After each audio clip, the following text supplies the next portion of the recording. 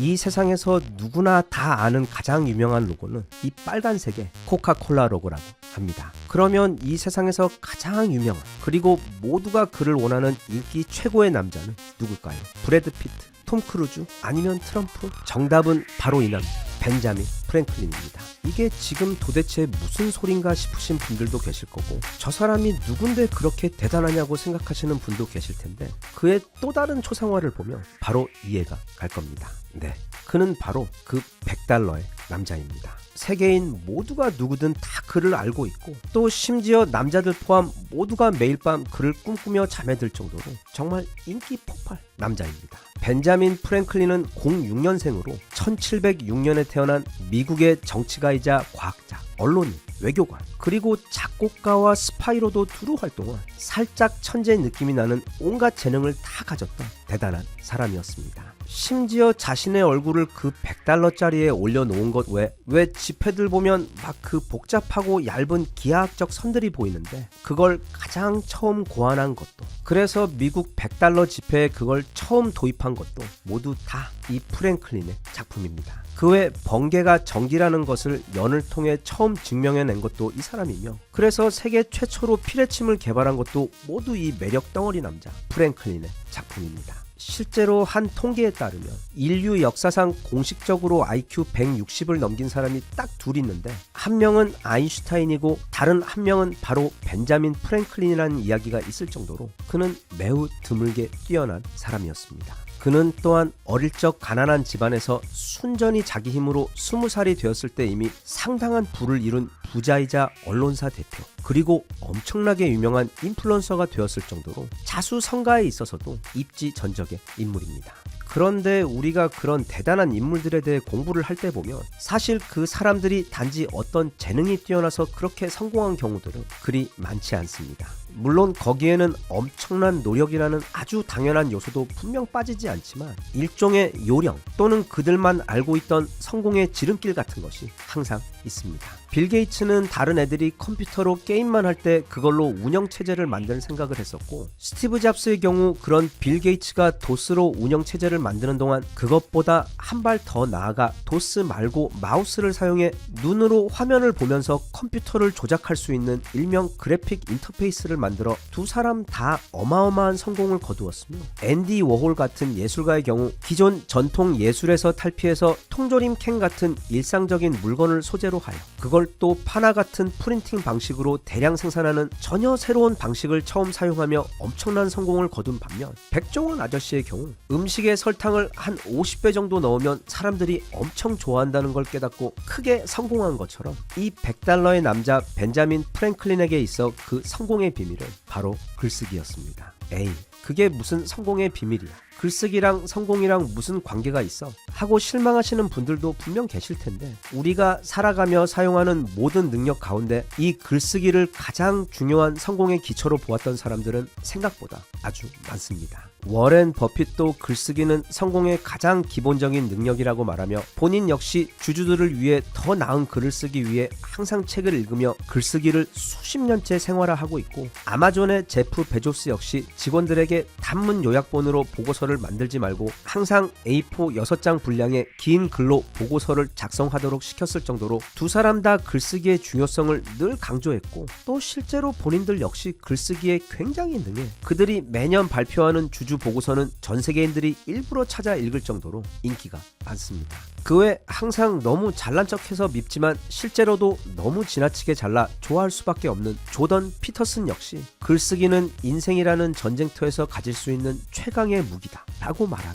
무엇보다 비판적인 글쓰기를 매일 훈련하면 사고력과 논리력을 비약적으로 발전시킬 수 있다면서 늘 자신의 그 뛰어난 글쓰기 실력을 자랑했습니다. 이 외에도 우리가 오늘날 기억하고 있는 가장 유명한 사람들 모두, 그러니까 플라톤, 몽테뉴, 니체, 까미, 데이비드 소로, 그리고 소로의 친구였던 랄프 월도 에머슨도 다 옛날에 자신의 생각이나 철학을 뛰어난 글로 남겨 오늘날까지도 우리들의 삶에 큰 영향을 주고 있는 사람들입니다. 그런데 이 대단한 글쓰기 대표 주자들이 다들 롤 모델로 삼고 있는 이 글쓰기 영역의 페이커이자 사실 글쓰기의 중요성을 가장 열심히 알리려고 했던 인물은 바로 이 영상의 주인공 벤자민 프랭클린이었습니다. 이건 이렇게 저렇게 하면 금방 돈을 벌 수 있다, 또는 요즘은 이걸 하면 쉽게 부자가 될 수 있다 와 같은 얄팍한 성공의 꼼수 또는 지름길에 대한 이야기가 아니고 성공의 기본기에 대한 이야기입니다. 글쓰기는, 그리고 무엇보다 독서는 모든 성공의 가장 기본 중에 기본이 되는 가장 확실한 배경 능력입니다. 그 귀한 내용을 담은 책이 최근에 나와 소개를 해봅니다. 바로 이 책, 프랭클린 글쓰기 비법입니다. 이 책은 손흥민에게 축구를 배우고 정주영 회장에게 경영을 배우며 또는 이순신 장군에게 왜군 때려잡는 법을 배우는 것처럼 가장 오리지널에게 최강의 비법을 배우는 귀한 경험으로, 마치 자기 개발과 성공학에 있어서는 나폴레온 힐이 가장 시초이자 원조인 것처럼 이 글쓰기에 있어서는 프랭클린이 이 구역 300년 전통 원조 맛집입니다. 아주 대표적인 것 몇 가지만 살짝 살펴보겠습니다. 첫째, 글쓰기는 성공에 있어 마치 일반인들에게 날개를 달아주는 것만큼이나 비대칭적 능력을 주는 너무도 강력한 무기라는 점을 알아야 합니다. 왜냐하면 본인이 꼭 글을 쓸 일이 많지 않더라도 글쓰기를 훈련하는 그 과정에서 사고력이 엄청나게 발달되기 때문입니다. 글을 좀 써보신 분들은 다들 아시겠지만 내가 어떤 글을 쓰기 전까지는 나에게서 어떤 글이 나올지는 미리 알지 못합니다. 즉 글을 쓰면서 생각의 물꼬가 터지면서 그렇게 새로운 생각들이 나로부터 흘러나오기 때문에 글을 쓰는 것은 마치 나도 모르는 내 안의 나 또는 내 안에 숨어있는 어떤 천재와 대화를 나누는 것과도 같습니다. 둘째, 좋은 글을 쓰는 것은 생각보다 의외로 쉽습니다. 거기에는 두 가지 아주 중요한 룰이 있는데, 먼저 사람들이 읽을 가치가 있는 글을 쓸 것. 예를 들면 내가 지난 금요일날 아침 샤워를 하고 문득 거울을 보았더니 그날따라 내 얼굴이 굉장히 잘생겨 보이더라 와 같은 이야기는 정말 아무도 궁금하지 않고 그 누구도 알고 싶지 않은 이야기입니다. 대신 아침에 딱 10분이라도 최대한 빨리 밖에 나가 햇빛을 얼굴에 쬐게 되면 바로 그 시점부터 우리 몸 내부의 생체 리듬이 세팅되며 코르티졸 분비가 시작되면서 각성을 돕고 또 멜라토닌을 억제하여 잠에서 빨리 깨어날 수 있도록 도와주어 하루 종일 에너지를 높은 수치로 유지하도록 해주고 그날 저녁에 단잠을 잘 수 있게 도와준다는 이야기는 매우 유용하고 읽을 만한 가치가 있는 글입니다. 즉 좋은 글을 쓰는 핵심은 그게 읽을 만한 이야기여야 한다는 점입니다. 여기에 개인적으로 첨언을 좀 하자면, 이왕이면 좀 더 긍정적이고 건설적인 주제나 톤으로 이야기를 전하면 그 글이 더 많은 사람들에게 더 좋은 영향을 미치는데 도움이 될 수 있습니다. 셋째, 쉽게 읽히도록 써야 합니다. 내가 똑똑한 것 또는 무언가를 잘하는 것하고 남에게 내가 그걸 잘 가르치는 것하고는 엄청난 차이가 있습니다. 그래서 모든 뛰어난 축구 선수가 다 뛰어난 감독이 되지 못하는 것과 같은 이치입니다.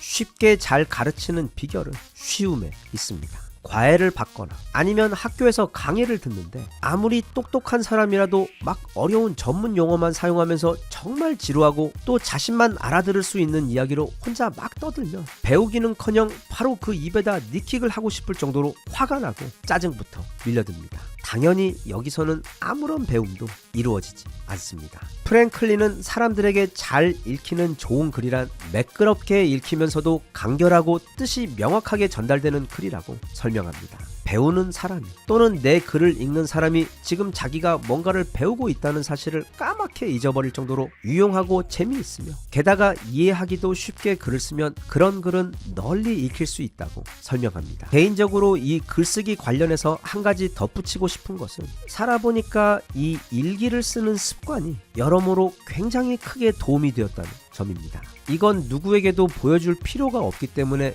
내 마음속에 있는 가장 진솔한 이야기가 아무 부담 없이 흘러나올 수 있도록 해주어 마치 뛰어난 정신과 의사와 상담을 한 것처럼 마음의 스트레스를 해소하는 데 크게 도움이 되기도 하고 또 동시에 내가 목표하고 있는 것에 대해 한 번 더 명확하게 정리를 해가면서 내 마음을 다잡는 데도 도움이 되는 등 꼭 매일이 아니더라도 가끔씩 혼자 있는 조용한 시간에 펜을 들고 찬찬히 내 생각을 써내려가는 습관을 말씀을 드리면 장담하건대 그건 우리의 마음 건강은 물론 실제로 우리 삶의 모든 면에서 긍정적으로 변해가는데 크게 도움이 될 것이라고 생각합니다. 끝으로 이토록 중요한 글쓰기 역시 그 바탕에는 우선 독서가 있습니다. 좋은 책, 그러니까 좋은 글을 많이 읽는 것 이상으로, 그리고 이 책이라는 건 사실 우리 인류가 발명한 그 모든 것들 중 어쩌면 우리 인간의 삶에 가장 유익하고도 즐거운 보물이기 때문에 올 연말 그리고 내년부터는 내게 맞는 책을 찾아 시간이 날 때마다 스마트폰 대신 하루 단 몇 페이지라도 책을 읽을 수 있기를, 그리고 또 가끔씩은 일기를 쓰면서 따뜻한 커피 한 잔을 가운데 두고 나 자신과 그동안 미루어왔던 대화를 나누어 보면 어떨까 싶습니다.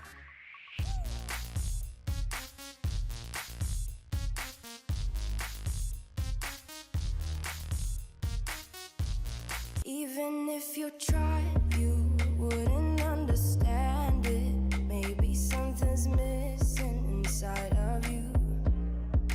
Just a bit of sugar to that horrid bitter.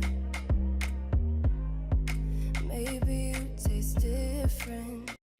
물론 지금 우리가 다른 나라 걱정할 때가 아닌 건 맞지만 그래도 우리와 가장 가까운 이웃 국가인 일본에서 지금 공항이 바닷속으로 가라앉고 있는 굉장히 심각한 문제가 발생하고 있어 좀 걱정이 돼요. 한번 알아볼까 합니다. 일본 오사카 간사이 공항은 최근 엄청나게 늘어난 일본으로 가는 우리 한국 관광객들이 가장 많이 사용하고 있는 공항입니다. 그런데 이 간사이 공항이 유명한 이유는 또 있는데 바로 이게 바다 한가운데를 매립해서 만든 100% 인공섬이기 때문입니다. 1970년대 즈음부터 나라 경제가 너무 잘 나가고 또 그때부터 해외로 여행 가는 국민들도 많고 그리고 또 해외에서 일본을 방문하기 위해 들어오는 외국인들도 너무 많아지다 보니 당시 일본 정부는 새로운 대형 공항을 짓기로 합니다. 그런데 문제는 이 오사카라는 도시의 경우 거의 우리나라 강남 수준으로 땅값이 비싼데 더해 또 당연히 이미 빼곡히 모든 땅에 다 건물이 들어서 있던 차라 이건 마치 청담동 한가운데다 상암구장 같은 초대형 시설을 새로 짓는 것만큼이나 불가능했습니다. 그래서 생각해낸 것이 오사카 앞바다에다 인공섬을 만들어서 그 위에 공항을 짓자는 것이었는데 긴 논의 끝에 어차피 다른 선택지가 없었기 때문에 결국 이 바다 위 인공섬 공항 프로젝트가 시작이 됩니다.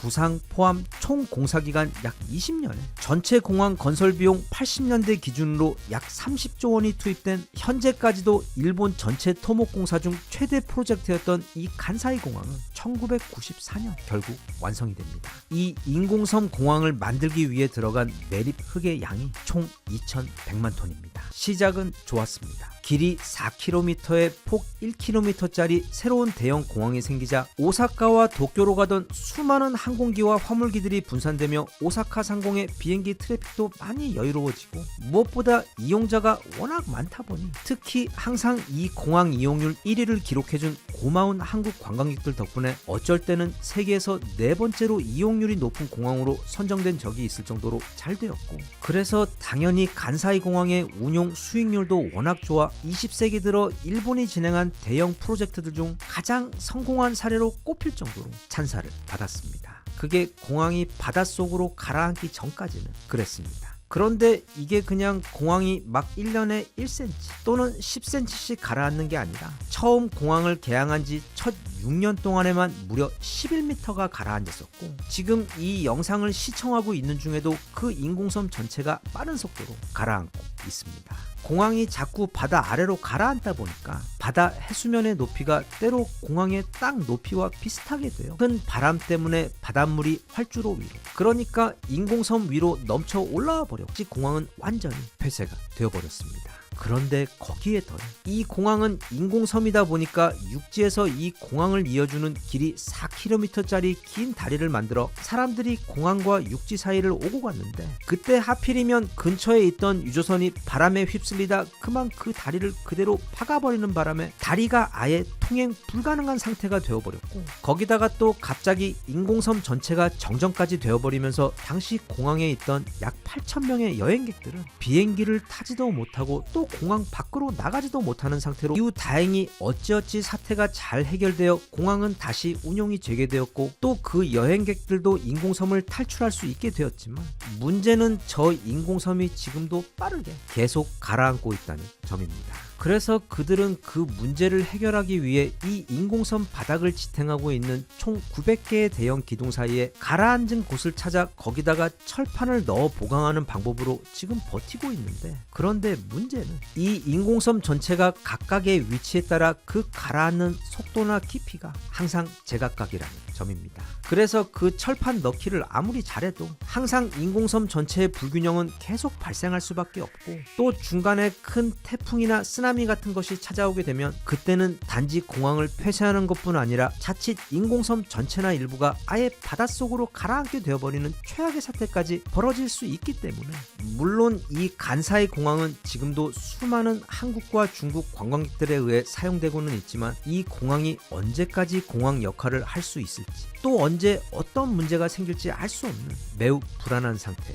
있습니다. 저 인공섬 또는 공항이 계속 가라앉고 있는 이유는 바로 그 땅의 토질 때문입니다. 참고로 우리의 자랑이죠. 세계인들이 극찬을 아끼지 않는 우리 인천국제공항 역시 똑같은 방식으로 지어진 매립공항입니다. 대신 우리는 그냥 바다 위에다 지은 게 아니라 영종도와 용류도, 그리고 삼목도, 신불도, 잠진도 사이의 바다를 메워 하나의 거대한 섬을 만든 것으로, 말하자면 주변에 탄탄한 자연 기둥이 있는 상태에서 그 사이를 메꾸어 만들어 매립섬이면서도 엄청나게 안정적이고 튼튼합니다. 게다가 우리 인천국제공항에 들어선 곳은 우리 단군 할아버지께서 처음 터를 잡으실 때부터 또 워낙 산이랑 화강암 같은 돌덩이를 좋아하셨던 터라 나라 전체가 그냥 산 덩어리인 것에 더해 심지어 저 바닷속까지 아주 단단한 화강암 바닥으로 이루어져 있습니다. 그래서 인천국제공항은 이게 인공섬이고, 또 그 엄청난 공항의 무게 때문에 매년 조금씩 가라앉고는 있지만 1년에 대략 1cm 미만밖에 되지 않아 대략 한 500년은 있어야 뭐 그때부터 슬슬 걱정을 시작해도 될 정도로 아무 문제가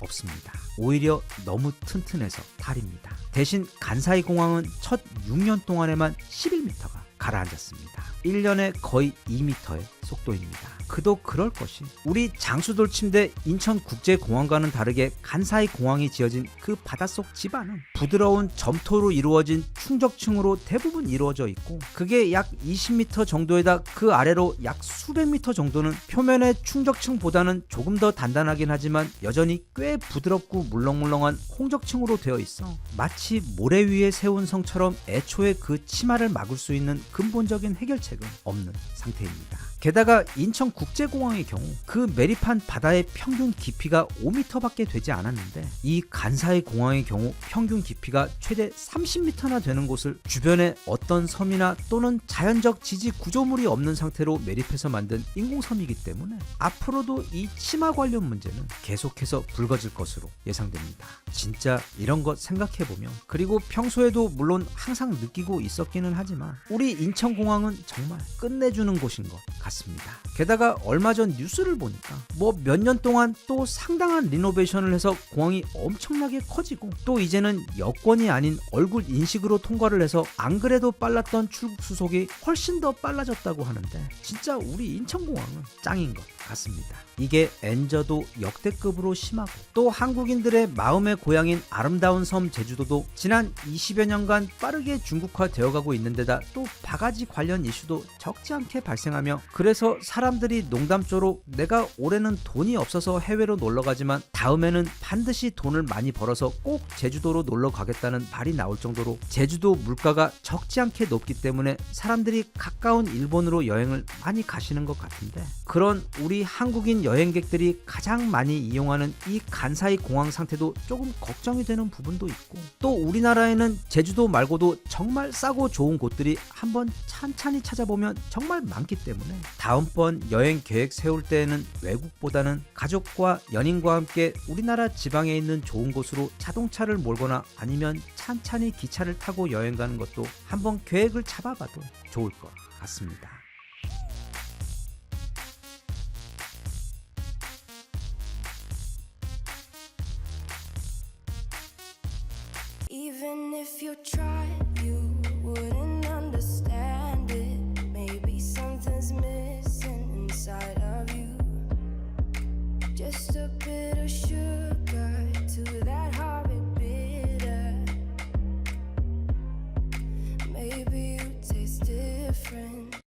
현재 시간 12월 4일 수요일 새벽 2시 50분입니다. 이게 원래 제가 다루는 종류의 소식은 아닌데 지금 이 상황이 현실인지 아닌지 헷갈릴 정도로 어쩌면 우리 인생에서 한번 겪을까 말까한 너무도 큰일이 지금 벌어져 실시간으로 진행이 되고 있어. 아침에 일어나 밤새 우리나라에 이게 무슨 일인가 어리둥절하신 분들을 위해 지난밤 있었던 그 엄청난 일, 그 사건을 시간별로 간단하게 요약해서 전달드리고 또 CNN과 BBC 등 지금 이 소식을 일면 속보로 다루고 있는 전 세계 주요 외신들 소식도 짧게 살펴볼까 합니다. 지난밤 저녁 10시 30분경 윤석열 대통령은 대한민국의 비상사태 선포, 즉 계엄령을 선포했습니다. 영화 서울의 봄의 소재가 되었던 1980년 계엄령과 법적으로 같은 상황으로 44년 만에 다시 한번 대한민국의 계엄령이 선포된 것입니다. 10시 30분 계엄령 선포 이후 방송을 본 국회의원들이 국회로 모여들었고 동시에 대한민국 정예 1공수 특수부대 병사들도 헬기를 타고 국회로 진입을 했습니다. 이게 10시 반부터 대략 12시 사이 벌어진 일입니다. 당시 국회에서는 계엄령 병사들이 창문을 깨고 국회 내부로 진입했고 또 국회 건물 안에서는 보좌관 외 많은 사람들이 문을 잠그고 소화기를 뿌리는 등 그들을 저지했으며 서울 도심에서는 장갑차들이 이동을 하고 하늘에서는 헬기들이 날아다니는 등 마치 전쟁 영화의 한 장면 같은 무서운 상황이 TV를 통해 온 국민들에게 생중계되었습니다. 이후 대략 1시 20분쯤 되었을 때 그때까지 국회 본회의장에 도착한 국회의원 수가 190명이었는데 이들을 대상으로 국회의장이 계엄령 해제 투표를 진행했고 전원이 찬성하여 과반 찬성으로 인해 계엄령은 선포된 지 대략 2시간 50분 만에 공식적으로 해제가 되었고 이후 약 1시간에 걸쳐 국회로 진입했던 계엄군 병사들은 국회에서 철수를 했습니다. 그런데 국회에서 계엄령을 해제하기는 했지만 최종적으로 대통령이 직접 계엄령 해제를 발표해야 해서 지금 모두는 그 공식 발표를 기다리고 있는 중이며 또 엄청난 수의 시민들이 지금 국회 앞에 모여 자리를 지키고 있는 상황입니다. 이게 새벽 3시 10분 현재 상황입니다. 지금 이 대한민국의 계엄 사태는 우리 국민들에게는 말할 필요도 없이 너무도 충격적이지만 세계 주요 언론들 또한 모두 실시간으로 속보를 쏟아내며 지난 몇 시간 동안 전 세계 뉴스의 일면 헤드라인을 채우고 있습니다. 특히 CNN의 경우 계엄령 선포 직후부터 거의 30분 단위로 속보를 업데이트하며 기사를 내놓고 있고 그 외 AP통신, BBC, 워싱턴 포스트, 로이터, 뉴욕타임즈 외 영국의 가디언지 포함 지금 전 세계 뉴스 전체가 우리나라 계엄령 소식으로 뒤덮이고 있으며 아예 이렇게 거의 대부분 실시간으로 뉴스 라이브 업데이트를 올리며 보도를 하고 있습니다. 그중 CNN 기사의 내용을 짧게 살펴보면 지난밤 대한민국의 윤석열 대통령은 사전에 예고되지 않은 갑작스런 국가 비상사태를 선포하며 1980년 이후 또다시 계엄령을 경험하게 된 국민들을 충격에 빠뜨렸다. 대통령은 계엄령 선포에 대해 자유 대한민국의 질서를 짓밟는 반국가적인 공산 세력의 위협으로부터 국민의 자유와 행복을 지키기 위해 반드시 필요한 조치라고 설명했다고 전하며 또한 다른 속보를 통해서는 한국은 동아시아 민주주의 대표 국가이기에 지금 이 사태는 한국인들에게 매우 충격적일 것이며 한국의 대통령은 반드시 이 사태에 대해 해명을 해야 한다고 보도했습니다. 그리고 가장 최근에 올라온 기사를 보면 자칫하면 지금 서울에서 벌어지고 있는 이런 혼란스러운 상황을 북한 측에서 이걸 기회로 보고 움직일 수도 있다며 우려를 표했습니다. 한편 BBC의 경우 이건 21세기 대한민국에서 절대로 일어날 수 없는 충격적인 사태라고 보도를 하며 국회에서 계엄령 해제를 결의하기는 했지만 아직 상황은 끝난 것이 아니라고 우려를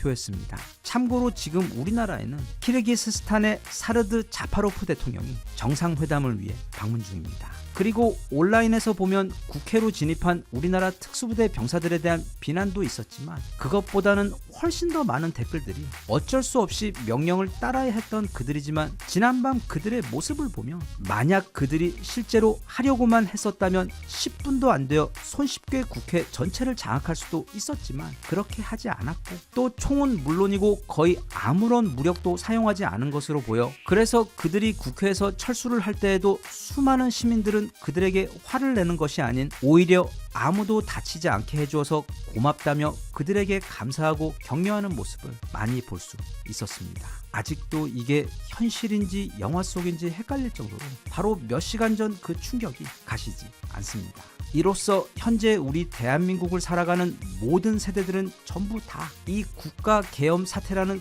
끔찍한 경험을 공유하게 되었습니다. 하지만 그런 불행이 어쩌면 그동안 서로 말도 안 되는 갖가지 이유로 싸우고 미워하던 그 두꺼운 벽을 봄에 눈 녹듯 무너뜨리는 계기가 되어 이 불행한 사태를 디딤돌 삼아 우리 국민들 모두가 다시 하나로 단단하게 단결될 수 있는 소중한 계기가 되어줄 수 있기를 희망합니다. 하지만 아직도 사태는 여전히 완전히 마무리 지어지지 않은 상태로 진행 중이기 때문에 모쪼록 이 영상이 올라가게 될 아침까지 또 어떤 사고나 아무 일 없이 우리나라가 다시 평화와 안정을 찾게 되었으면 좋겠습니다.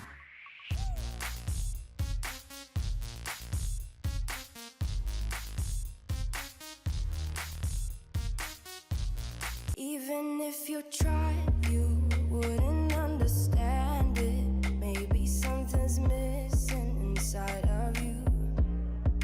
Just a bit of sugar to that horrid bitter. Maybe you taste different.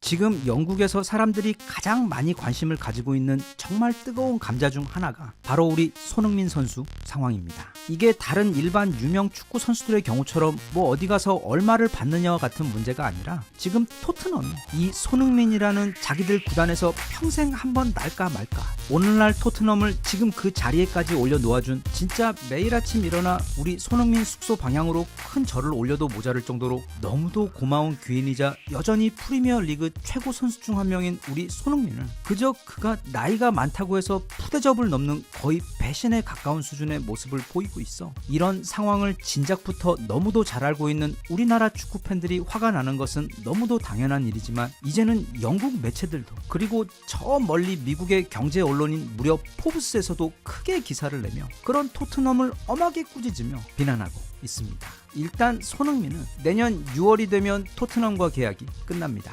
손흥민이 토트넘에게 있어 어떤 선수인지는 여기 일일이 말하지 않아도 다들 알 정도인데 조금 심하게 표현하자면 애초에 손흥민 없었으면 아무도 거들떠도 보지 않았을 팀인데 그가 들어온 이후 매번 리그 탑5에 오르락내리락하며 맨체스터나 첼시 같은 유명한 팀들과 항상 같이 언급되며 팀 창단 이후 그야말로 최고의 호황기를 누리고 있는 곳이 바로 현재 토트넘입니다. 그리고 그런 토트넘의 호황에는 전 세계에서도 가장 유별나고 또 충성스럽게도 유명한 바로 우리 한국 축구 팬들이 오직 손흥민이 뛰고 있다는 바로 그 이유 하나 때문에 지난 2015년부터 거의 10년간 토트넘을 향해 엄청난 지지와 성원을 보내주었기 때문에 가능했던 일이었습니다. 그런데 이게 거의 무슨 토사구팽 수준으로 손흥민 선수가 이 정도 기여를 했고 또 정말 오직 돈만 쫓으며 팀을 옮기는 선수들과는 다르게 순정을 바쳐 오직 토트넘만 바라보며 그동안 있었던 수많은 이적 기회들도 단칼에 거부하고 팀에 남아 헌신했는데 또 심지어 최근에는 1,600억 원이라는 엄청난 돈으로 사우디에서 유혹을 했음에도 나는 토트넘에 끝까지 남아있을 것이라며 거의 무슨 만화에나 나올 법한 의리를 보여주며 충성을 다했던 바로 그 손흥민 선수에게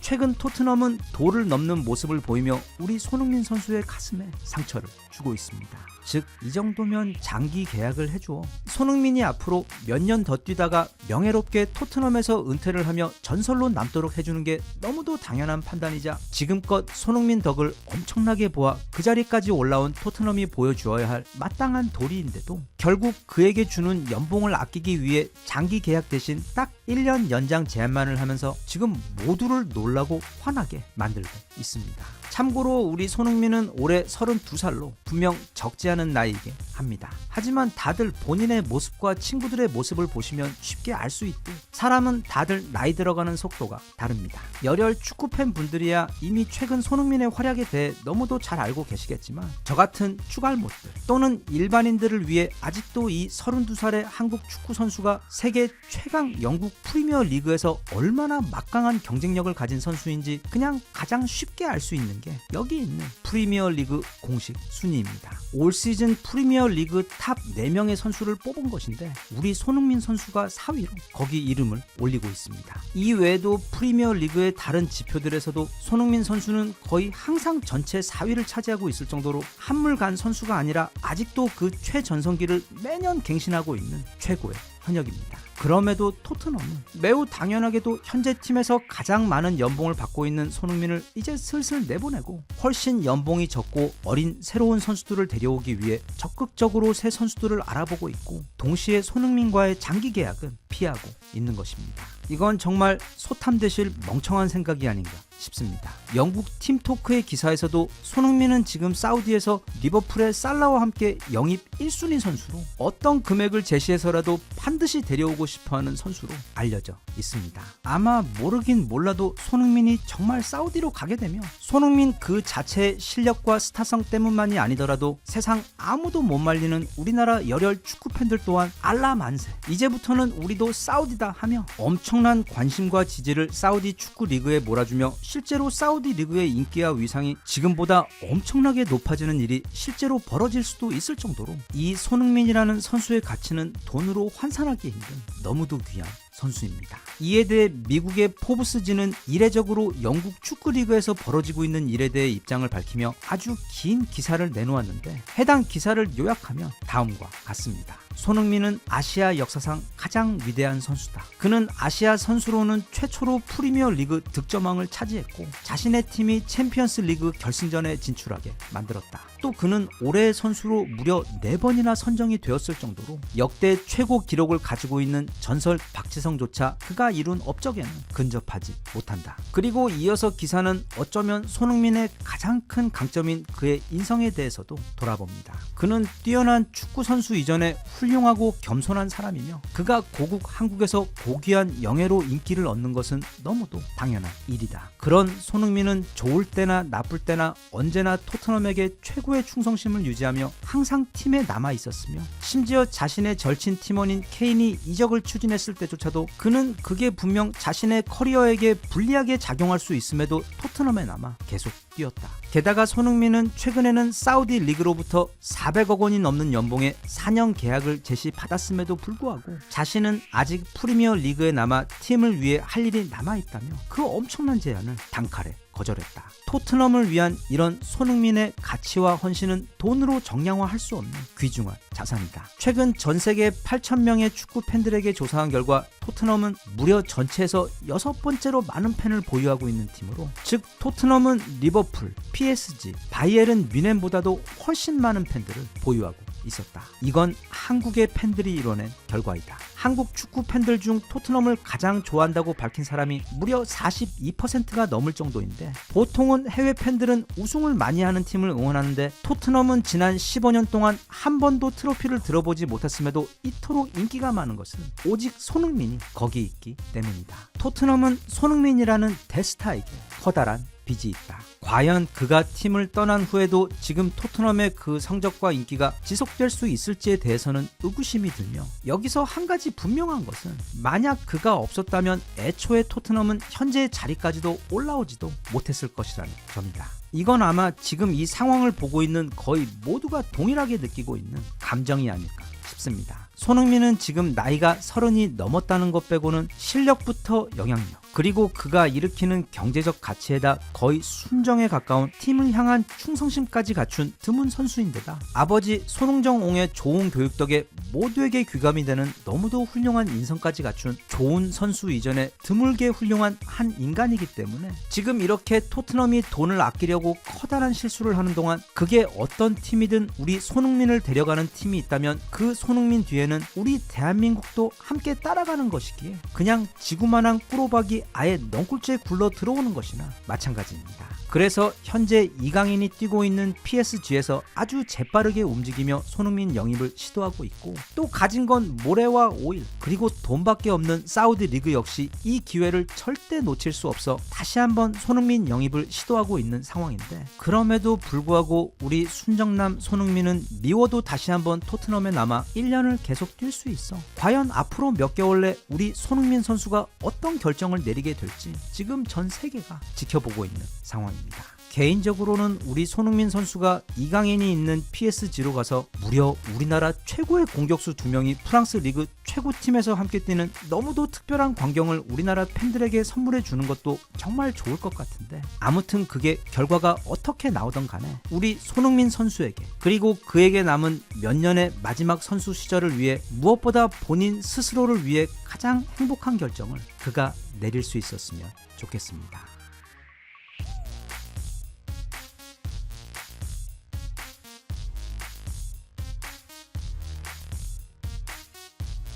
Even if you tried, you wouldn't understand it. Maybe something's missing inside of you.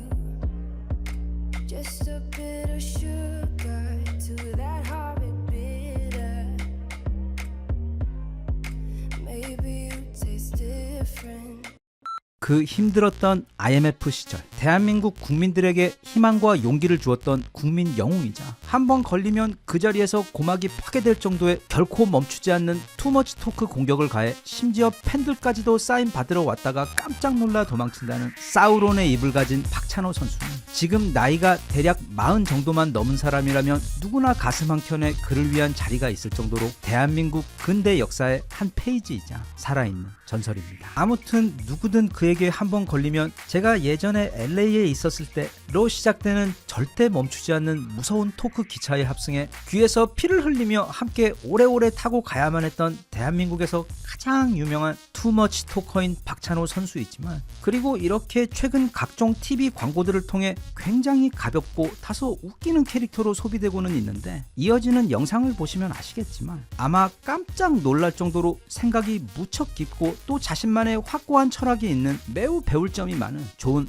롤모델 같은 사람입니다. 이 영상은 우리 한국의 야구 팬들에게, 그에게는 흡사 배다른 형제와도 같은 30년 지기 절친인 이태일 스포츠 전문 기자와 함께 쓴 이 책에는 그가 처음 미국에 갔을 때부터 은퇴 이후의 생활, 그리고 무엇보다 그가 한국의 야구와 스포츠 문화에 대해 어떤 생각을 가지고 있는지 매우 쓴 소리들까지 포함하여 가감없이 담고 있기 때문에 야구 팬들이라면, 그리고 박찬호를 사랑하는 사람이라면 꼭 한번 읽어보시라고 강력하게 추천드리는 귀한 책입니다. 일단 이 박찬호 선수가 누구인지 잘 모르시는 요즘 친구들에게 이분이 누구신지 아주 짧게 설명을 해보자면, 그는 무려 대한민국 사람으로서는 역대 최초로 미국 메이저리그에 진출한 류현진과 이정호 같은 모든 유명 메이저리그들에게 있어 마치 조상님 같은 분으로 축구계의 박지성, 골프계의 박세리 같은 존재, 또는 원조 손흥민 같은 엄청난 남자입니다. 그가 1994년 LA 다저스에 입단할 당시 고작 21살이었습니다. 그때 리그 전체에서도 두 번째로 어린 선수였습니다. 하지만 그가 어렸다고 해서, 그리고 메이저리그에 처음 간 애송이라고 해서 실력이 부족했느냐 하면 전혀 아닙니다. 그냥 짧게 그의 메이저리그 시절 커리어를 종합을 해보자면 2010년 10월까지 메이저리그 통산 124승 98패로 아시아 최다승 기록을 갖고 있을 정도로 대단한 성적을 남겼습니다. 거기에 더해 원저 돌려차기용답게 2001년 내셔널리그 몸에 맞는 공 전체 1위, 2002년에는 또 아메리칸 리그 몸에 맞는 공 전체 1위를 하며 발이 아닌 공으로도 미국 선수들을 두드려 팬 선수로도 유명합니다. 그리고 그는 무엇보다 1997년 한국에서 IMF의 시련이 찾아오며 온 국민이 절망과 시리에 빠져 있었을 때 박세리 선수의 양말 벗고 아이언샷과 함께 우리 국민들이 당시 그 어려운 시기를 버텨낼 수 있도록 정신의 기둥이 되어주었던 우리 국민들의 자부심이자 소중한 빛이었습니다. 그래서 그런지 박찬호 선수와 박세리 선수는 서로 모르는 초면이었는데도 그녀가 부상을 당해 입원을 했을 때 꽃을 들고 문병을 가기도 했고, 또 박세리 선수의 은퇴식 때에도 아무도 그를 초대하지 않았음에도 참석하여 축하해 주었다고 지적합니다. 전성기 시절 박찬호 선수의 하체를 보면 거의 무슨 인간 코뿔소 엉덩이를 보는 것 같은데, 그는 힘들었던 어린 시절 매일 라면을 먹을 수 있다는 이유만으로 처음 야구를 시작한 이후 고작 초등학생이었던 이미 그때부터 매일 턱걸이와 팔굽혀펴기를 했고, 또 타석에 들어설 때마다 공포심이 느껴지자 스스로 밤에 공동묘지에 가서 스윙 연습을 했을 정도로 애초 그 떡잎부터 엄청난 노력파 선수였습니다. 그리고 그는 이렇게 한국에서 최고를 찍은 다음 미국에 진출한 다음에도 단 하루도 거르지 않고 혹독하게 자신의 몸과 실력을 단련했고, 나아가 그는 나이 어린 선수들이 어린 나이에 큰 인기와 돈을 벌게 되면 주로 빠지게 되는 함정들에도 빠지지 않아 선수 생활 내내 전혀 스캔들도 한 번 없었고, 심지어 아직까지도 술이나 담배도 하지 않을 정도로 거의 수도승 같은 삶을 이어오고 있는 찐 노력파입니다. 그는 책에서 야구 선수라는 직업이 무엇인지, 특히 그게 자신이 속해 있는 구단과 국가, 그리고 무엇보다 팬들에게 있어 어떤 존재인지에 대해 엄청나게 많은 분량을 할애하며 본인의 철학을 전하는데, 그가 볼 때 야구 선수 또는 어떤 스포츠 선수의 경우에도 그들이 존재하는 이유는 오직 팬들이 있기 때문이라고 강조합니다. 나아가 구단도 그렇고 또 그 스포츠 자체도 역시 모두 다 팬들의 아낌없는 사랑이 있기 때문에 존재하는 것이기 때문에, 자신이 인기가 많고 돈을 많이 버는 것에 대해 우쭐하며 그런 소중한 팬들을 소홀히 대하는 행동들은 선수가 할 수 있는 가장 멍청하고 끔찍한 실수라며 반복해서 강조하는데, 실제로 그가 오늘날 우리에게 투머치 토커라는 별명으로 유명해진 이유도 선수 시절 자신에게 사인을 받으러 다가오는 팬들에게 그냥 사인만 해주는 게 아니라 그들이 기대도 하지 않았던 엄청난 대화를 그들과 나누던 것이 유명해지면서 처음 생겼던 별명입니다. 팬들에 대한 그의 그런 진심 어린 마음은 지난 IMF 때 한국의 어려운 사람들을 돕기 위해 만든 그 박찬호 재단이 오늘날까지 거의 30년이 다 되도록 대한민국 곳곳에 수많은 어려운 이웃들을 돕는 일을 하며 운영되어 온 것을 보아도 쉽게 알 수 있습니다. 그는 말합니다. 요즘은 무한 경쟁 시대이기 때문에 무조건 남을 이겨야 내가 산다고. 게다가 자신이 약육강식 적자 생존의 경쟁이 기본인 이 스포츠계에서 성공하고 싶다면 더더욱 그래야 한다고 이렇게들 가르치고는 있지만, 하지만 그는 이런 철학은 단편적이고 불완전하며 장기적으로 봤을 때 모두에게 해로운 생각이라고 지적합니다. 자신이 30년 가까이 경험한 그 메이저리그 선수들과 감독을 보며 경기장에서 서로 치열하게 싸우더라도 그들의 마음속 깊은 곳에는 우리 선수들과 구단들은 모두 이 팬이라는 거대한 고객들을 위해 서비스하는 같은 편의 사람들이라는 인식으로 서로 또 각자의 자리에서 항상 협업하며 팬들을 위해 최고의 경기를 선보이고, 또 나아가 사회의 우상으로서 그들을 위해 좋은 본보기가 되어주도록 늘 노력하고 있다고 회상하며, 그런 좋은 모습이 안타깝게도 우리나라 야구 리그에서는 충분히 보이지 않는다고 조심스럽게 지적합니다. 선수들은 마치 회사에 소속된 직원들처럼 행동하며 오직 회사에게만 충성하고, 또 어느 정도 큰 돈을 벌게 되면 타석에 들어서도 최선을 다해 노력하는 모습이 사라지거나, 다른 팀에 대해서도 마치 적을 대하듯 하는 태도와, 무엇보다 자신들의 존재의 그 이유 자체인 팬들을 대하는 생각과 태도가 때론 너무 안타깝다고 그는 짚으며, 만약 선수들이 팬들을 더욱 소중히 여기고 겸손하게 모두가 더 진실된 마음으로 이 야구에 임한다면 우리나라 야구는 지금보다 훨씬 더 크고 성공적인 스포츠가 되어 선수들도 또 구단들도 무엇보다 팬들도 더욱 행복한, 그렇게 모두를 위한 거대한 축제가 될 수 있다고 그는 당부합니다. 그 외 박찬호 선수는 책에서 여러 글을 통해서 선수나 리그가 아닌 우리들 보통 사람들에게도 사실 좀 굉장히 의외일 정도로 깊은 통찰이 느껴지는 조언들을 전해주는데, 먼저 인생에 슬럼프라는 건 없다는 것을 빨리 깨달아야 한다고 그는 말합니다. 그럼 누군가는 내가 지금 계속 슬럼프 때문에 고생 중인데 왜 그게 없느냐고 반문할 수도 있는데, 이 슬럼프라는 건 그게 신입 선수든 메이저리그 베테랑이든 아니면 어리든 나이가 많든 간에 우리 모두에게 예외 없이 자주 찾아오는 단골 손님 같은 것이기 때문에, 나만 그런 것이 아니니 그것 때문에 스트레스 받지도 또 절대 고개를 숙이지도 말고 대신 성실한 생활 루틴과 자기 반성을 통해 그 슬럼프를 오히려 기회로 만들 수 있는 방법을 대신 고민해보라고 그는 조언합니다. 야구는 실력이 아닌 후회를 관리하는 게임이라는 미국 투수 R.A. 디키 선수의 말처럼 자신의 슬럼프나 얼마 전 했던 실수에 대한 후회에 너무 오래 매몰되지 말고, 그건 다들 똑같으니 빨리 훌훌 털어버리고 일어나 다시 뛰라고 격려합니다. 끝으로 그는 이건 얼마 전 소크라테스 영상에서 그가 우리에게 해주었던 말과도 같은 조언인데, 아무리 일상이 바쁘더라도 틈틈이 시간을 내서 나는 누구이고 지금 나는 무엇을 위해 뛰고 있는지에 대해 항상 스스로 자문하며 검토하고 반성해야 한다고 그는 말하며, 그렇게 하기에 가장 쉽고 좋은 것이 바로 일기쓰기라고 귀뜸합니다. 왜냐하면 우리의 감정은 항상 매일 소용돌이치며 좋은 일들과 나쁜 일들, 또 괴로운 일들이 한데 섞여 쌓여가기 때문에 중간에 한 번씩 멈추어 서서 그 감정들 가운데 부정과 긍정을 정리하는 시간을 가지고, 또 자기가 잘한 것에 대해서는 스스로 칭찬하고 잘못한 일에 대해서는 반성하며 거기서 무언가 배울 점을 찾는 노력을 하지 않는다면 우리는 그 소중한 일상의 경험들로부터 지혜와 발전의 기회를 수확하지 못하고 그냥 사라져버리기 때문에, 하루 중 잠깐이라도 시간을 내서 나를 돌아보며 짧게 명상을 하거나 일기를 쓰는 습관을 들이는 게 어떻겠냐고, 그게 자신에게는 너무도 큰 도움이 되었다고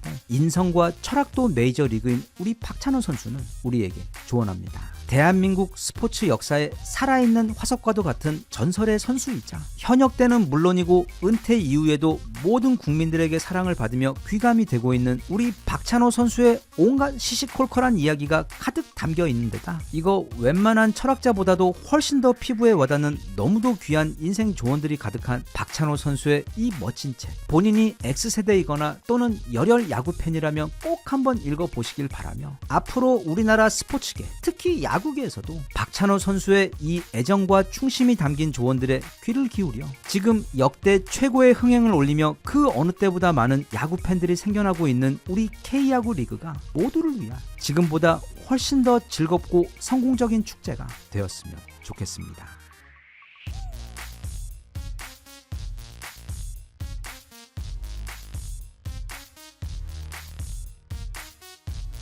Even if you tried, you wouldn't understand it. Maybe something's missing inside of you.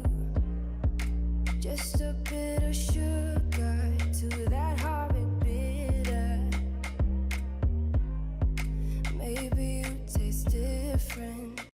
트럼프 아저씨가 전쟁을 싫어한다는 것은 이미 널리 알려진 사실입니다. 그래서 그는 벌써 우크라이나와 러시아에게 내년 1월 20일 나 대통령 취임식 하고 나면 전쟁을 바로 끝낼 수 있도록 각각 미리 전화를 넣어놓은 상태라서 이래저래 전망은 많지만 이 우크라이나 전쟁은 실제로 곧 마무리가 될 것으로 보이는데, 하지만 트럼프가 이렇게 전쟁을 싫어하는 이유는 그가 딱히 굉장히 선하고 착한 사람이어서, 아니면 평화를 사랑하는 사람이어서는 아닙니다. 그가 볼 때 전쟁은 비즈니스에 좋지 않기 때문에 그는 평화를 선호하는 것입니다. 하지만 그는 엄청나게 똑똑한 전략가이기 때문에 이 평화라는 것은 오직 내가 강할 때만 누릴 수 있는 것이라는 사실을 아주 잘 알고 있으며, 또 미국의 군사력이 자신이 하고자 하는 그 외교 전략이나 비즈니스에 얼마나 큰 레버리지 역할을 하는지 너무도 잘 알고 있습니다. 그래서 그는 어쩌면 오히려 바이든보다도 더 큰 폭으로 미국의 국방비를 키우고 또 미국의 군사력도 크게 증강시킬 가능성이 큽니다.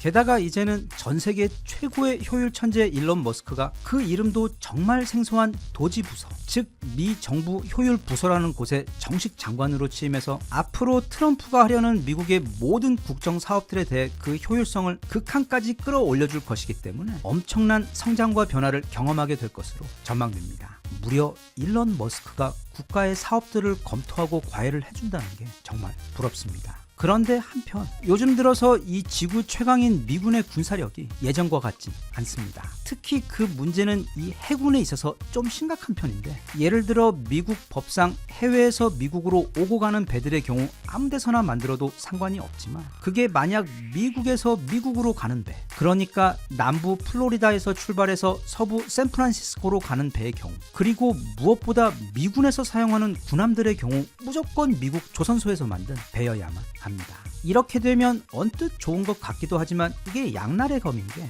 미국의 조선소들은 다른 나라와의 경쟁을 걱정하지 않으면서 편하게 미국 수주들을 독점할 수 있어 좋은 면도 있지만, 다른 한편으론 고인물은 반드시 썩게 마련인 것처럼 이렇게 경쟁이 없다 보니 이들 미국 조선소들의 기술력은 날이 갈수록 쇠퇴하고 또 그 규모도 쪼그라들어 버린 것입니다. 게다가 또 미군은 특히 지난 약 20년 동안 육군 무기와 해군 무기는 마치 계모가 우리가 데려온 애들 취급하는 것처럼 새 무기도 만들어주지 않고 있는 무기들까지 줄이면서 오직 공군 무기들에만 온갖 정성을 들이며 집중했기 때문에 언젠가부터는 이제 거의 신규 발주도 없어 이들 미국 조선소들은 점점 더 일거리까지 줄어들어 상당수는 결국 문을 닫았거나 대부분이 거의 휴업 상태에 있는 그런 상황입니다. 예전 2차 대전 당시 미드웨이 해전을 치르던 그때 마치 그 기계로 뽑는 정통 수타면처럼 막 일주일에 항공모함 한 대씩 찍어내고 대형 군함과 상선들도 막 하루 한 대씩 쭉쭉 뽑아내던 그 당시 그 어메이징한 쇼미더머니 미국과는 지금은 상당히 많이 다릅니다. 그런데 그런 미국과는 반대로 우리 트럼프 아저씨가 불법 이민자들이나 마약만큼이나 싫어하는 그 중국은 이 조선업과 해군 증강에 있어 미국과 정반대의 길을 걸어왔습니다. 대략 20년 전만 해도 중국 해군은 미 해군에 비해 비교하기도 참 민망한 수준으로 그 규모 또한 대략 10분의 1도 안 되는 수준이었는데 이게 20년 동안 시진핑 스테로이드를 맞으며 무섭게 벌크업을 하더니 지금은 놀랍게도 거의 미국을 다 따라잡은 수준입니다. 특히 물론 그 실제 전투력 말고 그냥 그 절대적인 군함의 숫자들로만 봤을 때는 이미 미국을 앞서버린 상황입니다. 이게 지난 8월 16일 미국 의회에서 공개한 국회 보고서인데 대략 2040년까지 중국 해군력의 위협에 대해 다루고 있는 자료입니다. 여기 제일 마지막 부분에 보면 미국과 중국의 전체 군함 숫자가 나와 있는데 지금 계속 군함의 숫자를 줄여가고 있는 미국과는 달리 중국은 2020년 239척에서 계속 높아지고 있어 대략 2030년이 되면 중국의 해군 규모는 미군보다 더 커지는 것으로 나와 있지만 중국은 이 보고서가 쓰여질 당시보다 더 많은 군함을 생산해서 2024년 11월 현재 이미 미국을 앞서버렸습니다. 물론 이게 UFC 챔피언 1명이랑 동네 일진 3명이랑 싸운다고 해도 당연히 UFC 선수가 이기겠지만 대신 그 일진들이 재빨리 친구들을 불러 모아 그게 막 10명, 20명이 되고 또 어떤 놈은 손에 무기까지 들고 나타나 버리면 옛말에 다구리 앞에 장사 없다고 제 아무리 UFC 챔피언 미국이라도 선뜻 승리를 장담할 수가 없게 됩니다. 그런데 이런 상황은 미국에게 있어 큰 문제가 됩니다. 왜냐하면 이 미국이라는 나라의 군사적 전략은 언제나 그냥 이기는 게 아니라 치사하게 자기들만 우주선을 운영하고 있는 현존 지구 최강 미국의 공군 능력을 보면 쉽게 알 수 있듯이 만약 상대가 최고의 MMA 전문 싸움꾼이라면 그럼 이쪽에서는 총을 들고 싸움에 나가야만 직성이 풀리는 것처럼 그냥 압도적인 전력 차이로 적을 완벽하게 이겨버리는 게 미국의 기본 싸움 전략이기 때문에 해군력에 있어 이렇게 중국과 비교당하는 것, 심지어 일부 수치에서는 중국에게 밀리고 있는 것처럼 보이는 상황은 자존심 강한 미국에게 절대로 용납할 수 없는 상황입니다. 그래서 갑자기 마음이 급해진 미국은 그럼 자기들도 빨리 더 많은 새 군함들을 만들고 싶은데 앞서 설명한 것처럼 지난 수십 년 동안 마치 고인물처럼 방치해놓은 미국의 조선소들은 이제는 더 이상 그런 최첨단 군함들을 만들 기술력도 없고 또 조선소들의 규모도 너무 작아졌으며 심지어 자기들이 옛날에 만들어서 내보냈던 그 군함들이 AS 받기 위해 다시 서비스 센터로 들어와도 그걸 고칠 능력까지 부족한 그런 상황이어서 이러다 정말 중국에게 바다의 장악력을 빼앗기는 것은 아닌지 미국은 매일 밤 울며 잠들며 깊은 시름에 빠졌습니다. 그런데 바로 그때 마치 백마탄 왕자님처럼 지금 너무 슬픈 미국에게 필요한 그 모든 것을 다 가지고 있는 너무도 멋진 왕자님이 등장해 버렸습니다. 그게 바로 우리 대한민국입니다. 그러니까 이게 무슨 말인가 하면 지금 미국에서 가장 필요한 것은 바로 전 세계에서 가장 배를 잘 만드는 기술력과 그리고 또 가장 큰 규모의 조선소를 운용하고 있는 곳인데 그게 바로 우리 대한민국이기 때문입니다. 이 우주 항공에 일론 머스크와 스페이스 X가 있다면 이 조선업에 있어서는 바로 대한민국과 한화오션 그리고 현대중공업이 있습니다. 심지어 우리나라는 옛날 이름까지 조선이었습니다. 그리고 그 조선은 전 세계 최초의 바다 위 탱크인 거북선을 만들어 운영하던 원조 괴물 해군의 국가였습니다. 그런데 그런 한국이 가진 강점은 이것뿐만이 아니었습니다. 미리 경고하지만 지금부터는 아주 익숙한 사고 레파토리가 시작되는데 그러니까 우리 한국이 만든 구축함인 세종대왕함은 같은 사이즈와 규모로 제작된 미군, 프랑스군, 중국군, 그리고 일본군의 구축함과 비교해도 더 월등하거나 최소한 동일한 전투력을 가지고 있는 마치 우리 K2 흑표와 같은 세계 최정상 수준의 구축함 무기인데, 중요한 건 다른 나라들이 그걸 건조하는데 5년에서 10년까지 걸리는 것을 이 효율 변태들인 한국인들은 대략 2-3년 만이면 한 대씩 뚝딱뚝딱 만들어낼 수가 있고, 또 하지만 이 정도로는 우리 고객님이 기절하지 않겠다 싶어 걱정이 되었는지 한국은 그 건조 가격까지 타 국가들의 최소 절반, 많은 경우 3분의 1의 비용으로 이 군함들을 만들어냅니다. 이걸 어떻게 이깁니까? 그래서 잠시 기절했다 다시 정신을 차린 미국은 크게 기뻐하며 이런 한국과 함께 미 해군의 미래를 그리기로 결심합니다. 그리고 그 시작이 바로 올해 6월 한화오션이 미국 필라델피아에 있는 필리 조선소, 즉 미국에서 가장 큰 규모를 자랑하는 상징과 같은 그 조선소를 인수를 한 사건이며, 동시에 또 미 해군은 이제는 미국의 회사인 이 한화오션의 필리 조선소에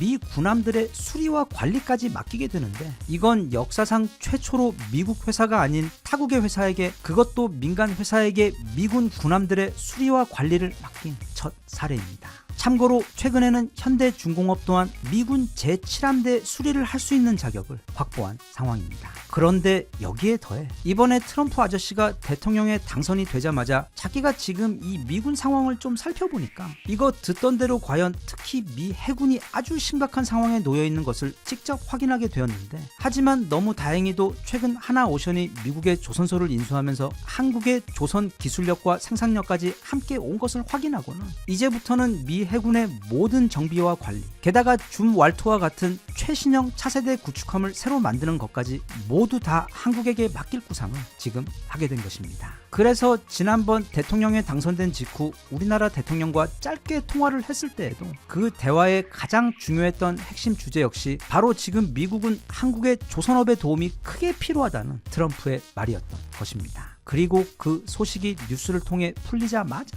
여기 보이는 것처럼 한동안 하향선을 그리던 한화오션의 주가가 순간 점프를 해버렸습니다. 이건 앞으로 한국의 조선 산업에 찾아오게 될 최고의 호재 중 그야말로 슈퍼 트럼프 호재, 즉 앞서 말한 미 해군 선박 수주와 수리 사업권 외에도 트럼프는 바이든 정부가 공격적으로 추진했던 풍력 발전이나 태양광 같은 친환경 녹색 사업들은 모두 다 폐기하고 다시 이전 방식인 석유와 천연가스 쪽으로 방향을 틀 예정인데, 그렇게 되면 다시 한번 전 세계 LNG 운반선과 초대형 유조선에 대한 수요가 폭발적으로 늘어날 것이 지금 너무도 당연한 상황이어서 전 세계에서 이 초대형 LNG 선박 및 유조선을 가장 잘 만드는 우리 한국 조선사들의 미래는 트럼프 임기 내내 엄청난 호황을 누리게 될 것으로 아주 쉽게 전망되고 있습니다. 얼마 전에는 우리 K9 자주포를 미군에서 수입해 미군의 주력 자주포로 사용할지도 모른다는 기사들까지 나왔고, 이제는 한화오션과 현대중공업이 미 해군의 전담 조선소가 되어 거의 모든 물량을 싹쓸이할 것으로 보이는 데다 또 거기에 더해 트럼프의 에너지 및 환경 정책 덕분에 전 세계로부터 LNG 선박과 유조선 수요까지 다시 한국으로 엄청나게 몰리게 된 상황입니다.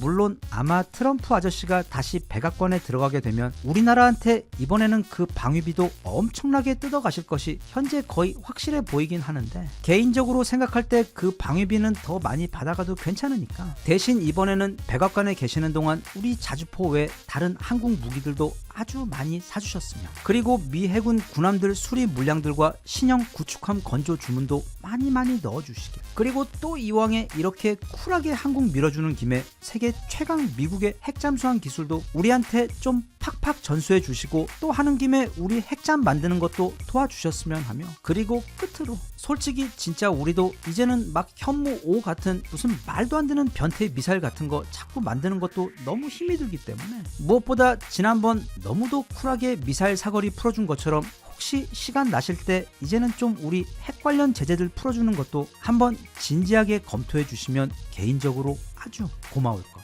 같습니다.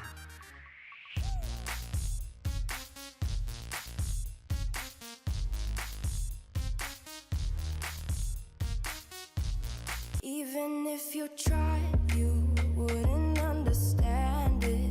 Maybe something's missing inside of you. Just a bit of sugar to that horrid bitter. Maybe you taste different.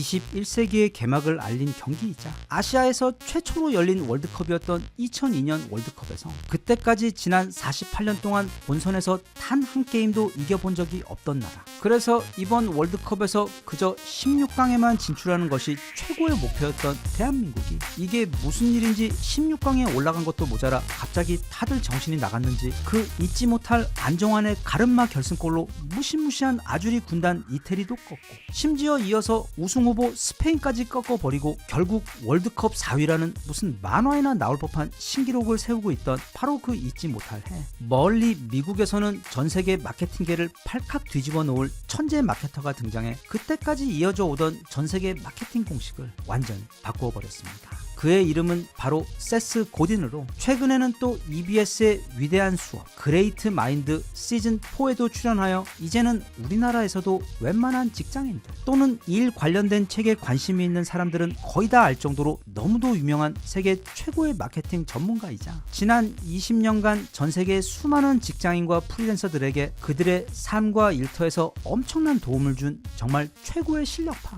멘토입니다. 참고로 이 세스 고딘이라는 사람은 그가 쓴 22권의 베스트셀러가 전 세계 수백 수천만 권이 팔릴 정도로 마케팅은 물론이고 현대 시대를 살아가는 우리의 삶과 일이라는 분야에 있어 엄청난 깊이와 통찰을 가진 사람입니다. 또 그는 자신이 전하는 매우 고차원적인 조언들을 아주 이해하기 쉬운 언어로 전달할 줄 아는 매우 뛰어난 선생님으로도 유명하기 때문에 혹시 지금 본인이 자신의 직장에서나 커리어에서 길을 잃은 것 같아 방황하고 좌절해 있거나 아니면 아예 진작에 회사에서 나와 이제는 뭘 해야 할지 막막한 상황에 있으시다면 어쩌면 그의 조언들이 생각지도 못한 정말 큰 도움이 될 수 있을지도 모릅니다. 그런 세스 고딘이 그동안 자신이 도움이 필요한 현대인들에게 전해온 자신의 최고 조언들을 집약해 모아놓은 결정판이 바로 이 책 린치핀입니다. 이게 세계적으로도 너무나 인기가 많은 책이라 이번에 또 원서 출간 15주년 기념 특별 양장판이 출간되어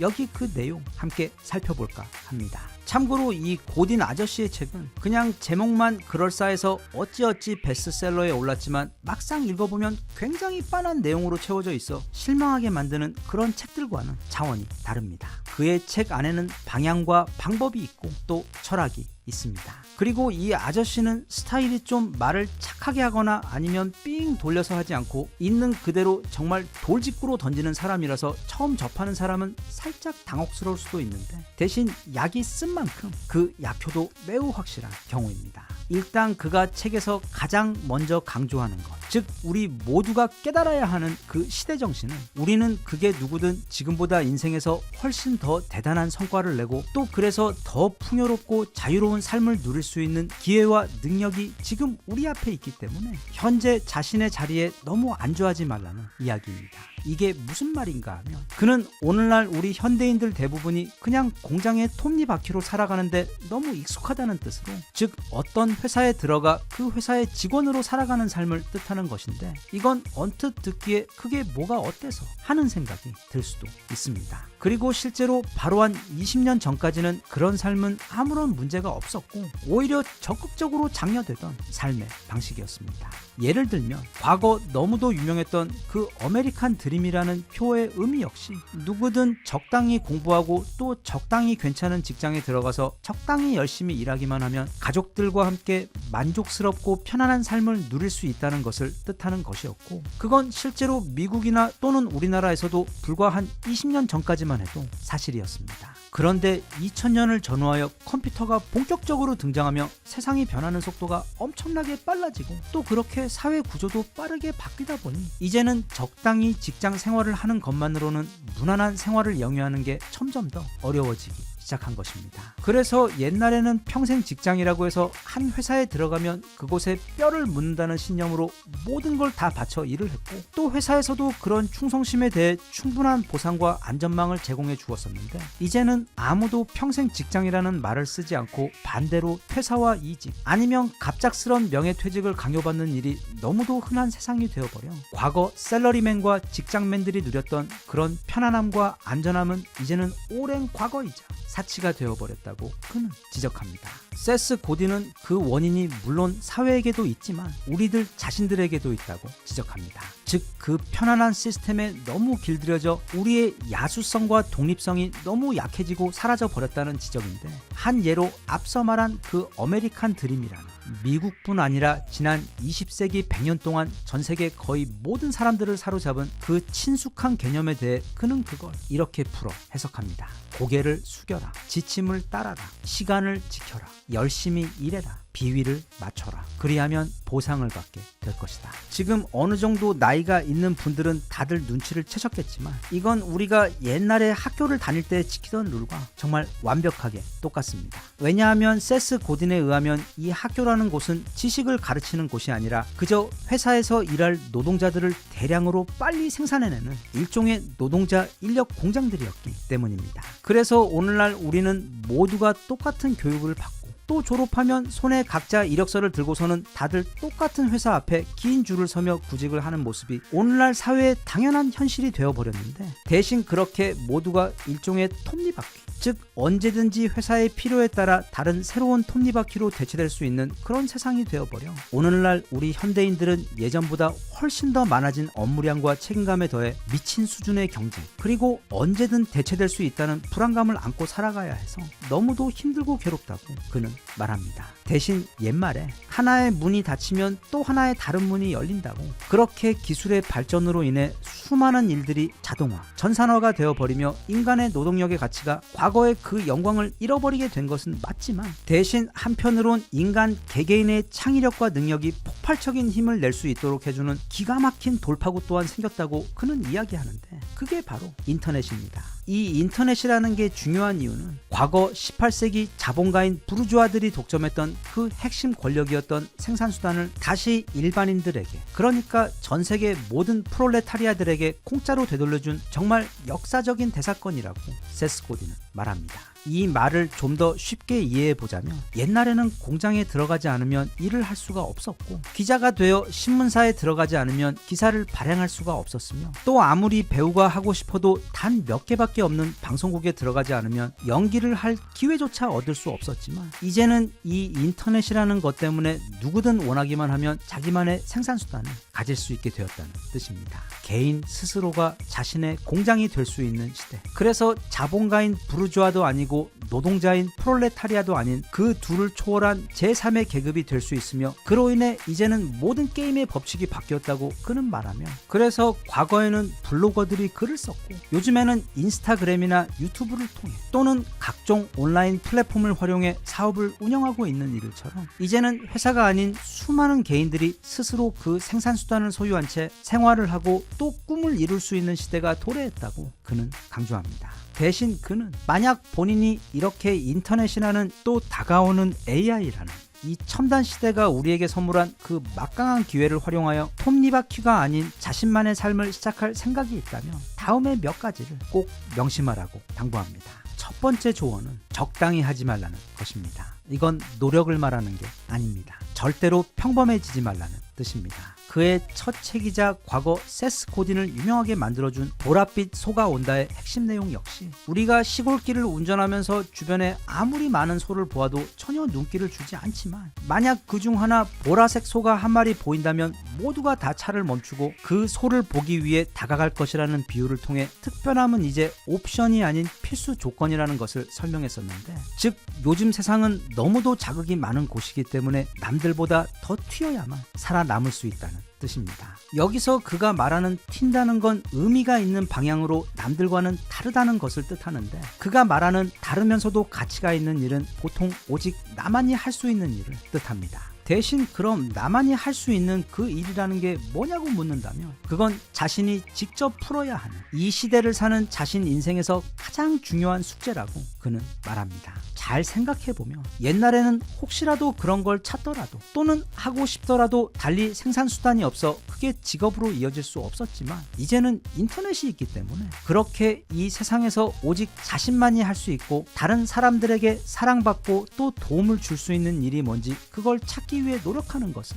고민하고 찾아볼 가치가, 그리고 도전할 가치가 충분히 있다고 그는 격려합니다. 누구에게는 이 모든 이야기가 뜬구름 잡는 이야기, 나와는 상관없는 그런 이야기처럼 들릴 수도 있습니다. 왜냐하면 이런 쪽으로는 한 번도 생각을 해본 적이 없을 수도 있고, 또 나는 그렇게 잘나지도 못했으며 그렇다고 특별한 재능도 가진 게 없는 그저 평범한 사람인데, 그런 내가 어떻게 그런 생각을 할 수 있냐고 스스로를 미리 과소평가할 수도 있기 때문입니다. 하지만 또 다른 누군가에게는, 예를 들면 요즘 TV와 인터넷 그리고 인스타그램과 유튜브에 보이는 수많은 사람들을 보면서 나도 저 사람들처럼 잘할 수 있을 것 같은데 하며 뭔가 방법이 없을까 하며 고민하고 계시던 분들께는 이 책이 방향과 방법을 동시에 알려줄 매우 훌륭한 길잡이이자 그 시작을 도와줄 기폭제가 될 수도 있을 겁니다. 나아가 책의 상당 부분이 어떻게 하면 혼자서 자신의 시간과 멘탈을 통제하여 그동안 과소평가해왔던 자신의 잠재력에 대해 이제는 제대로 평가하여 큰 자신감을 얻고, 그래서 이제부터는 더 높은 창의력과 생산성으로 자신의 일을 할 수 있는지에 대한 실용적인 이야기가 거의 책의 절반을 차지하고 있기 때문에, 이제 곧 한 해가 지고 새해가 시작되는 이 연말에 나를 위해 내년에 새로운 도전을 꿈꾸고 있는 분이라면, 과거 그 야후 최고 전성기 시절의 마케팅 최고 책임자이자 오늘날에도 여전히 세상이 가장 인정하고 있는 세계 최고의 마케팅 전문가인 이 세스 고딘 아저씨의 탁월한 통찰을 믿고 그가 들려주는 소중한 조언들을 한번 들어보는 것도 좋을 듯 싶습니다.